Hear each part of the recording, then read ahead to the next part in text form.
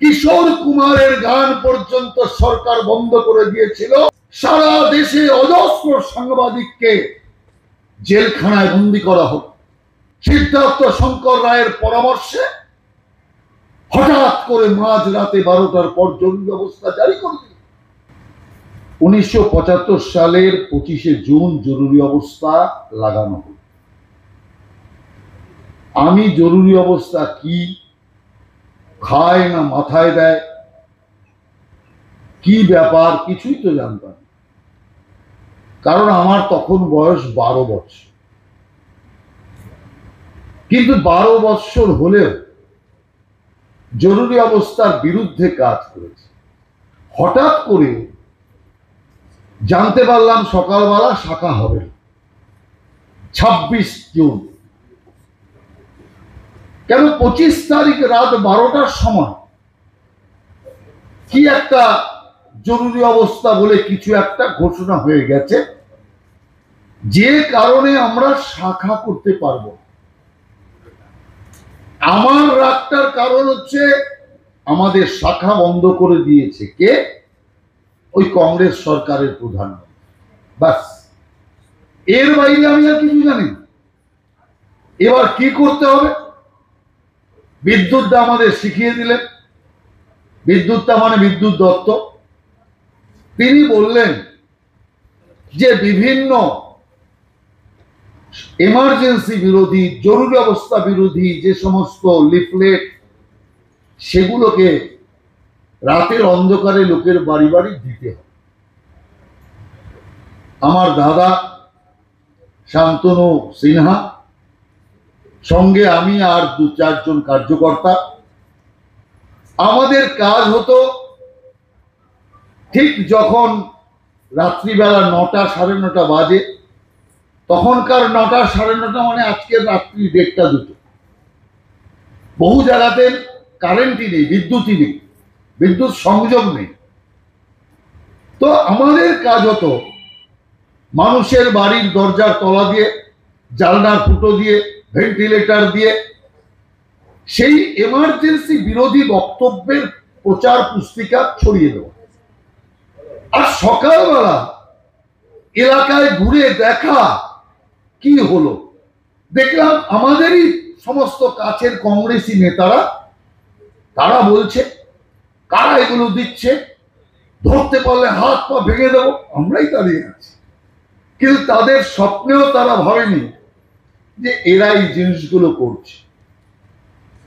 এইভাবে জরুরি অবস্থার ওই সময় কালো দিনগুলোতে আমাদের অভিজ্ঞতা, আর কবে আমরা আবার শাখা মাঠে একত্রিত হতে পারবো, সংস্থানে একত্রিত হব, এটাই শুধু আমাদের চিন্তা ছিল। 21 মাস বাদে সেই পবিত্র দিনটি এলো, জরুরি অবস্থা উঠে গেল। স্বাভাবিকভাবেই আমরা আবার আমাদের যা দৈনন্দিন কর্তব্য, মানুষের সামাজিক কর্তব্য, গণতান্ত্রিক কর্তব্য সব শুরু করব। এবার এই এমার্জেন্সি সেই সময় যখন লাগানো হয়েছিল, রাষ্ট্রীয় স্বয়ংসেবক সংঘ, বিদ্যার্থী পরিষদ, এরকম 26টি সংগঠনকে সারা দেশ জুড়ে নিষিদ্ধ করা হয়েছে।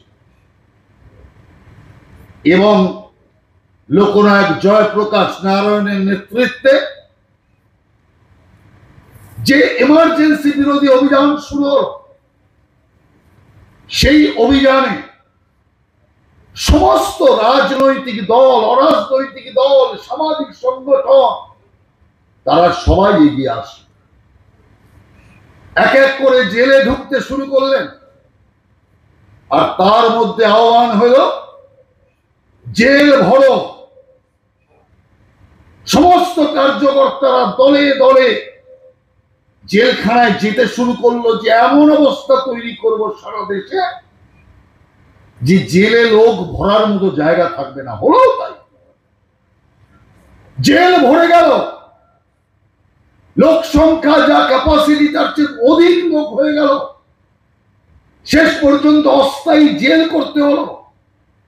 তারপরেও সুরা হলো না। কিভাবে জন আন্দোলনের আকার ধারণ করলো এবং শেষ পর্যন্ত জেল ভর কার্যক্রমকে নস্যাৎ করার কাজ শুরু করলো ইন্দিরা সরকার।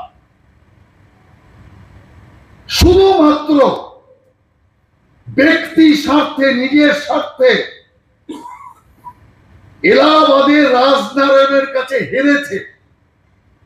71 সালের ইলেকশনে ব্যাপক ভোটে কংগ্রেস জয়লাভ করেছে, কিন্তু না, রাজনারায়ণ যে মামলা করেছে যে সরকারি ক্ষমতার দুরুপযোগ করে সরকারি তন্ত্রকে কাজে লাগিয়ে ইন্দিরা গান্ধী নির্বাচন জয়লাভ করেছে, আর এলাহাবাদ হাইকোর্টের রায় যে একদম ঠিক, যে কারণ ইন্দিরা গান্ধী এই নির্বাচন বাতিল আর 6 বছর তিনি দাঁড়াতে পারবেন। শুধু এইটুকু কারণের জন্য আমাদের পশ্চিম বাংলার শকুনি, তৎকালীন শকুনি সিদ্ধার্থ শঙ্কর রায়ের পরামর্শে হঠাৎ করে মাঝরাতে 12টার পর জরুরি অবস্থা জারি করে দিল। প্রতাপ দা একটু ইঙ্গিত দিয়েছে, সেই জরুরি অবস্থার সময়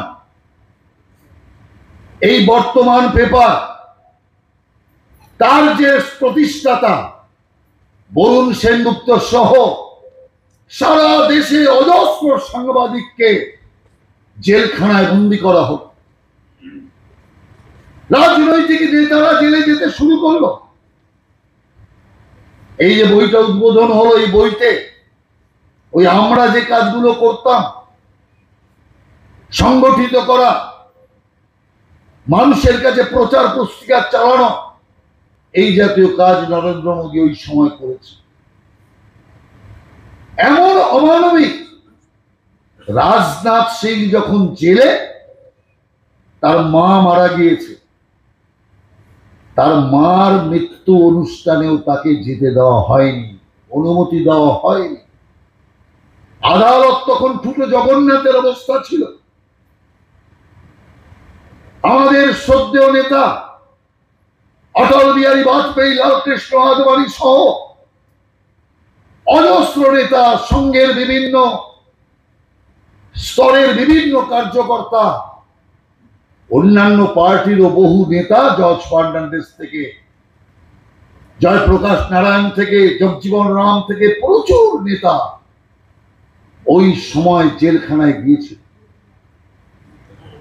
লোকনায়ক জয়প্রকাশ নারায়ণের আহ্বানে এমার্জেন্সির বিরুদ্ধে সমস্ত পলিটিক্যাল পার্টি নিজেদের আইডেন্টিটিকে সমাপ্ত করে তারা কি ঠিক করলে যে আমরা একটাই পার্টি বানাবো, জনতা পার্টি। লাঙ্গলকালে কৃষক চিহ্নে সেই জনতা পার্টির ছত্রছায়া নির্বাচন লড়ার পর মোরারজি ভাই দেশাই নেতৃত্বের সরকার এসে ইন্দিরা গান্ধীকে জেলখানায় ভরা হয়েছিল। এই যে লোকনায়ক জয়প্রকাশ নারায়ণের কথা আমি উল্লেখ করলাম, এর পেছনেও বাংলার একটি কাহিনী আছে। দেখুন, ওই সময় জরুরি অবস্থায় আপনার বাক স্বাধীনতা কেড়ে নেওয়া হয়েছিল, লেখকের লেখার স্বাধীনতা কেড়ে নেওয়া হয়েছিল, সংবাদ মাধ্যমের সাংবাদিকতার স্বাধীনতা তাকে কেড়ে নেওয়া হয়েছিল সমস্ত ভাবে। এমনকি আমাদের বাংলার কিন্তু সারা বিশ্বের নাম করা গায়ক কিশোর কুমারের গান পর্যন্ত সরকার বন্ধ করে দিয়েছিল। তার কারণ কিশোর কুমার বিনা পয়সায় সঞ্জয় গান্ধীর অনুষ্ঠানে গাইতে রাজি হননি। তার কারণ কোটি কোটি টাকা আপনি টিকিট বিক্রি করে তুলছেন, আমার পারিশ্রমিক বাদ যাবে কেন? এই কথা বলার অপরাধে কিশোর কুমারের গান সমস্ত সংবাদ মাধ্যম থেকে, সরকারি যন্ত্র থেকে বন্ধ করে দিয়েছে। এই রকম অত্যাচার তখন চলেছে। তখন ফেসবুক ছিল না, সোশ্যাল মিডিয়া ছিল না। সোশ্যাল মিডিয়ায় লিখলে অ্যারেস্ট হয়ে যেত, আজকে যেটা হচ্ছে বাংলায়। সেই কারণে তখন জরুরি অবস্থা চলেছিল 1975 সালে। কিন্তু আজকে পশ্চিম বাংলায় জরুরি অবস্থা ডিক্লিয়ার নেই, কিন্তু অঘোষিত জরুরি অবস্থা চলছে। এখানে স্বাধীনভাবে আপনি কোনো কাজ করতে পারবেন না। আর যখন কেন্দ্রীয় সরকার বলছে যে জরুরি অবস্থা